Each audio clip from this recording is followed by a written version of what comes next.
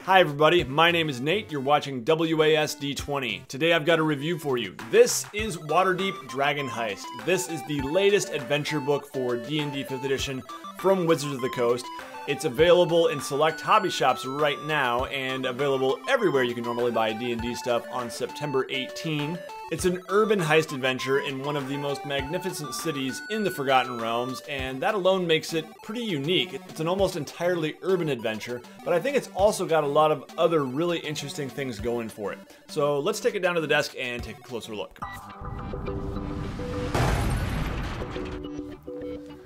So here we have it, Waterdeep Dragon Heist. A splendid treasure trove is yours for the taking in this adventure for the world's greatest role-playing game. So we've got a lovely cover here. It is very colorful and vibrant. I really like the look of it. These are some of the potential villains for the campaign, and yes, there's more than one potential villain. And these are coins. A dragon in Waterdeep is actually one of these gold coins. It's got this funny, almost hourglass-like shape. Turn over to the back here, you got a lot more coins. A little description here. Famed explorer Volothamp Gedarm needs you to complete a simple quest. Thus begins a mad romp through the wards of Waterdeep as you uncover a villainous plot involving some of the city's most influential figures. A grand urban caper awaits you. Pit your skill and bravado against villains the likes of which you've never faced before, and let the dragon hunt begin. Dungeons & Dragons adventure for characters of level 1 through 5. And yeah, if you are a player, I can give you a fairly spoiler-free review right here, right now, just by saying, I really like this book. If you are up for a urban heist adventure. This is not your typical fantasy Dungeons & Dragons adventure in a lot of ways. It's not a big old dungeon crawl. There is a fair amount of combat that will happen here, but combat is not the answer to a lot of the greatest problems here. You can't just fight your way through this thing. That will not work. So if you're up for an adventure that it pretty much is all urban and involves a lot of role-playing and intrigue and negotiating, then I think this is a really good adventure.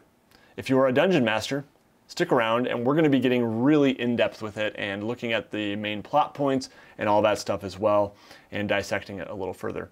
There's a lot of cool things that I think this book does that are unique, but I think there are some ways that it was a little confusing when I first read it. So let's dig in. You've got a foreword here from Chris Perkins. You've got a funny disclaimer as usual. I'll zoom in here and you can pause that video if you really want to read it. Table of contents, a pronunciation guide. I really appreciate that they put these in most of their adventures because there's a lot of hard to pronounce names in the Forgotten Realms, that's for sure. So here in the introduction, you have them really hitting home the main structure of the campaign in several different ways, and I think that's really handy. I will say, I still found this adventure a little bit hard to tell what goes where at a glance. It really took me reading more than I had planned to in order to understand the basic structure, even with all this stuff in Chapter 1. So it's a bit complex, but let's talk about it. The story overview is this. There are 500,000 gold coins that are hidden somewhere in Waterdeep. Many individuals know about the cache and are looking for it. Adventurers can join the hunt and prevent the cache from... Cache or cache? I don't know. That's not in the pronunciation guide, by the way. From falling into evil hands. The city is threatened by escalating tension between the two power groups that are on the verge of flaring violence, the Zentarum and Xanathar and his group. So they are at odds. There's a lot of politics in the background, but basically there was once upon a time a noble who had a great hoard of treasure. He left this Stone of Golor as a way for the secret of the location of that hoard to be held. Only by finding the Stone of Golor can anyone actually find the Vault of Dragons. So that's the basics, and now there's all these people, different groups, trying to find the gold. 4 of those individuals are Xanathar, the Castellanters, Jarlaxle Bainray, and Manchun. So these are the actual villains of the campaign, and normally a dungeon master will choose one of these villains, and that makes it really unique. So if you choose Xanathar, Xanathar is this megalomaniac beholder crime lord. He really wants to just show his dominance over the Zentarum and defeat his main enemies. The Castellanters, on the other hand, really have an interesting story. They accidentally, we'll say, sold the souls of their 3 children to Asmodeus in exchange for wealth. You know, oops. So yeah, that's pretty crazy. Extremely devious. One of their son's souls was taken immediately, and in his place there was a chain devil that they have now locked in their attic. 2 of their children are still alive, and the day that they turn 9 years old, their souls will be taken as well, and that day is rapidly approaching. So the Castellantres want to find this treasure so that they can actually pay off Asmodeus, along with some other things they have to add to it. And anyway, it's crazy, it's extremely evil, and wow. Jarlaxle Bainray. Jarlaxle is just a lot of fun. He's a swashbuckling lord who is a merchant, and he wants to buy his way into the Lord's Alliance. And he happens to be a drow, but he often goes in disguise, as do many from his group, and they conduct their business in a very interesting way, we'll say, disguised. And he lives on a ship. Actually, he lives on a submarine under a ship. Pretty crazy. All right, Manshoon. Manshoon is actually a clone of the original ancient wizard Manshoon, who left many clones of himself. And he wants to bribe the masked lords into making him the new open lord of Waterdeep. So he wants it all. He wants to be the head honcho in Waterdeep. He's a very powerful wizard and makes for a great villain. So those are the 4 villains that you can choose from. At first glance, this one seems like, oh man, these are so evil. They would make great villains. At the same time, that's kind of a more serious tone in a lot of ways than something like Jarlaxle or Xanathar, which I think just sound like a lot of fun. So I'm sure this would be fun too. But anyway, seasons. The villain that you choose will determine the season that you will be playing the game in. Little part on running the adventure here, some abbreviations. Beautiful full-page spread. There's quite a few of these throughout the book, and I really like them. Beautiful art in this one. The adventure structure. So here they give a good kind of summary of the adventure by chapter, but I'll use this because it's a little more visual here. Here is how the adventure will go. Chapter 1, Volo gives you a quest, and as you complete that quest, you will get a reward of an estate. An estate. It needs some work, we'll say. Chapter 2, Troll Skull Alley. That is where your estate is, and you're settling in and getting to know the neighborhood. They even have this cool little map of the alley here and descriptions of each of these locations, so that's really cool. Chapter 3, this is where things kind of intensify now. The players have completed a quest, they've settled into their new location and you know, had some objectives in their neighborhood, and now, boom, a fireball explodes in Troll Skull Alley, setting off an investigation, and pretty soon, the hunt for the dragons is on. Chapter 4 is Dragon Season. Adventurers join the race to find and unlock the Vault of Dragons. We'll take a look at that chapter, and you'll notice that it's pretty different depending on which season you select. And then you get to the villains' lairs, which, after much reading, I actually found out are optional. It's a little confusing, but it is very possible that they will not actually go to one of the lairs of the villains. All right. This part is just on the adventure background, which is kind of cool. There's some stuff on creating good characters, talk about guild membership. It'd be a good idea for characters to be a part of a guild in Waterdeep. That will always help. And I can see a lot of good guild side quests going on in this, even though there's not much written here. I could see a lot of potential there, as well as some side quests with some of the well-known factions of Waterdeep, and probably also some of the noble families. A lot could happen there. All right, let's hit some of the highlights. I love this. This was a really cool inclusion. It's definitely got like a fun cartoony style. This is the Yawning Portal. It's kind of hard to nail down the tone, but it's pretty clear that Wizards of the Coast has a lot of fun when they make these books. I mean, these people are not going for a super serious tone, right? If you haven't noticed, that right there, it is Matthew Mercer. Yes. So anyway, that's really interesting. And some other familiar faces here. Basically, when the players go to the Yawning Portal, which they will start at quite quickly, they will actually have a chance to choose an NPC that they have a connection with. So that's kind of cool. So chapter 1, 2, and 3 are going to be fairly linear. There's a lot of room for kind of deviation and exploring, but those chapters will be done in that order. But there is somewhat of a variety of things that people can do. So here's some actual missions from some of these factions, by the way, so they do have some of those written out. And you can actually join one of the factions. Allies will help you big time. In Waterdeep, it's a huge developed city. There's a lot of magic. There's a very heavy government presence, a lot of guards, and it's going to be hard to get away with things. You're not just going to be able to fight your way out of every situation. It is very likely to me that if I was running this game for my group, they would get thrown into prison a couple times, because that's the way most groups are used to playing. Just fight your way through, and well, you're going to end up in jail. You're not going to die necessarily, but you could die too. So some faction missions, and then we've got Chapter 3, the Fireball. Great art here of Jarlaxle, I love that. One thing you might notice is that the maps are a little bit different than the usual maps in D&D 5th edition books. That's because they are done by Dyson Logos, who's a very well-known dungeon cartographer. I really love his stuff, and I've been inspired by it and done maps in that style as well. I really dig them, but you will notice that you get less detail when you don't have color, right? It's a little bit harder to tell, oh, is this dirt or is this grass? So I can see some people not liking it, but personally I do really dig the style of that. By the time they get to Chapter 4, they should be 4th level, but could possibly still be 3rd level. Now this is where things get a little bit crazy. If you are running this in a certain season, you will have some different things. And there's some stuff before this too. Here we go. If Xanathar is the main villain, here's what happens. If the Castle Lanterns are the main villains, this is what happens. So you get a little bit of that, but at this point is where it really diverges. Chapter 4 is kind of just going to be a series of encounters that will end, hopefully, with the players getting to the Dragon Vault.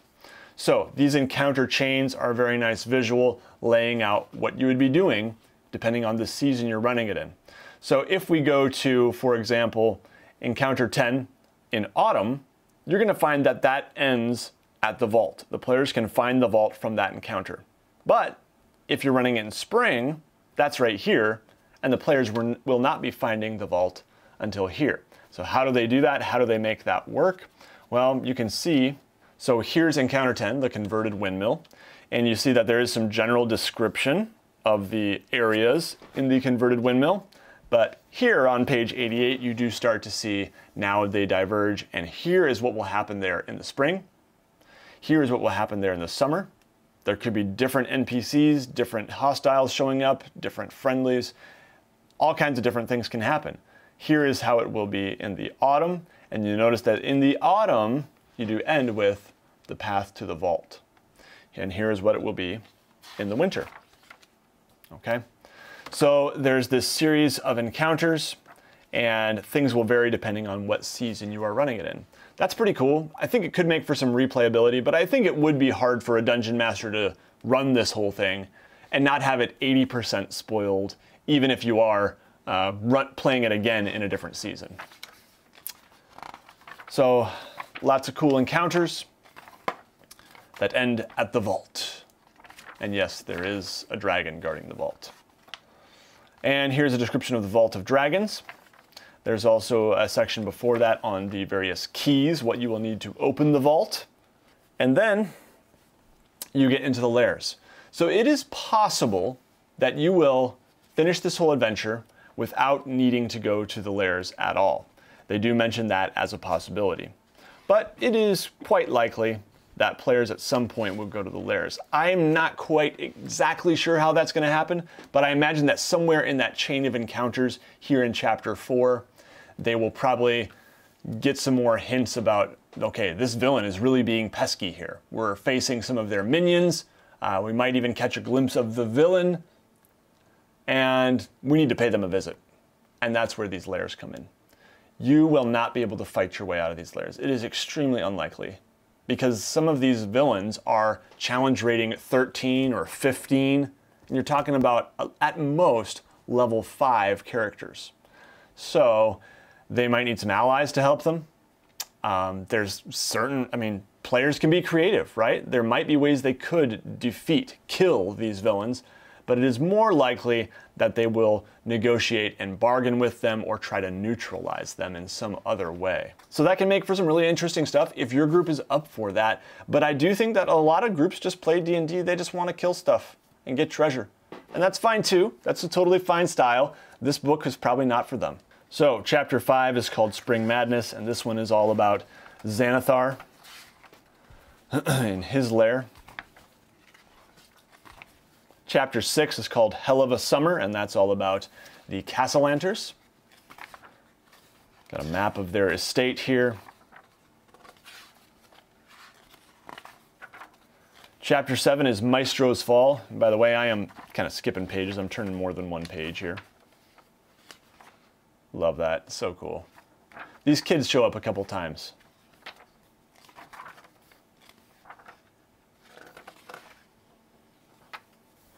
And Chapter 8, Winter Wizardry, Manshoon. His tower. Of course, a wizard's tower. Of course! All right, so lots of cool stuff. Now, one thing I haven't mentioned is this chapter right here. This is Volo's Waterdeep Enchiridion, maybe? That's not in the pronunciation guide either. A visitor's guide to the city's splendors. Volothamp Gedarm. So yeah, we've got Volo. Very cool. So this, I think, is super useful if you're not very familiar with Waterdeep, the culture, the holidays, the wards, I don't know, all kinds of stuff here. This is just a good primer on the city of Waterdeep. It's about 30 pages, and if you're not super familiar with Waterdeep, as a dungeon master, I would recommend reading this. Appendix B is monsters and NPCs. So there's not too much that's crazy here. There's some cool stuff. There's like some griffin riding guards, and there's a gazer, and lots of very powerful NPCs. Ooh, the Open Lord of Waterdeep here. This is Lariel Silverhand. She is a challenge rating 17. There she is. Manshoon. Mert. Anyway, nice art. And lots of stat blocks. All right, then you've got some player handouts. First off, these are just little portraits you can show your players if they encounter these NPCs, so that's kind of nice. You've got the code legal. This is something that I would imagine probably printing out and having at the table and just saying, you find this, posted all over the city, just so that the players can get familiar with the laws of Waterdeep and not get into too much trouble. Then you've got a map of your residence, Troll Skull Manor and Tavern, and a key to the Yawning Portal. And that is it. So that's a look at the book. Let's talk a little more. Really quick, there is one thing I forgot to show you in this book, and that is the huge fold-out map of Waterdeep that comes with it. This is really cool. I really appreciate them including this sort of thing. They included a big fold-out map in Tomb of Annihilation as well, and I think it really helps increase the value of the book. This one has a DM's version of the map, which has a few more details on locations that the players might find later in the adventure. There's a player's version that just kind of includes general Waterdeep important locations. Now, I think it's pretty clear at this point that Wizards of the Coast just doesn't make bad D&D 5th edition books. They've got an excellent team of writers, of game designers, of artists, all working together, and the books they're putting out are just really, really good. Yeah, I was holding the book upside down, sorry. So I think the real question here is this book a good value? Is it right for you? Is it worth your $30 to $50 if you're in the US, and possibly more if you're elsewhere? Hopefully the look I gave you at the book gives you your answer. However, just a few more thoughts from me here. This is levels 1 through 5. It is not a huge adventure book. And if you think about the fact that there are a lot of entries that you're not going to be reading or using at all because you're not running the game in that season or using that villain, there are some wasted pages here. Now, personally, I think it's really cool that they kind of have that choose your own adventure style, and there's a little bit of replayability here, and there are just some different paths that a DM can choose to take his players down. I think that choice is worth something. But when you do compare it to something like Tomb of Annihilation, which is levels 1 through 11, or Out of the Abyss, which is levels 1 through 15, 1 through 5 just doesn't seem like you're getting a whole lot. Maybe it's a matter of quality over quantity. I think that's very possible. I really appreciate the addition in this book of all the flow charts, the Yawning Portal image. I think there are some ways they are innovating and improving on the formula with this book. It's also worth noting that we're going to be getting a sequel of sorts to this book in November. Waterdeep Dungeon of the Mad Mage is coming November 20th or something like that, and I can't wait. I think it's going to be awesome. They do make mention of that book in here. They say that if you want to continue the adventure beyond level 5, check out Dungeon of the Mad Mage, which takes players level 5 through 20, and it's going to be a huge mega dungeon. I'm super excited. So stay tuned for a review coming on that in just a couple months. All right, that's going to be it for this review, guys. If you have any comments or questions, I'd love to hear from you below, especially if you own this book. Let's talk about it. What do you think? If you enjoyed this video, make sure you give it a thumbs up. And if you're not subscribed, I'd love to have you hit that subscribe button down below. Lastly, I want to say a huge thank you to my patrons. Patrons are amazing people who support this channel on a monthly basis. If you enjoy these videos, you too can join with them in support of WASD20. Even $1 or $2 a month can add up to really help pay the bills around here. So thanks, guys. Everyone take care. You'll see me again very soon.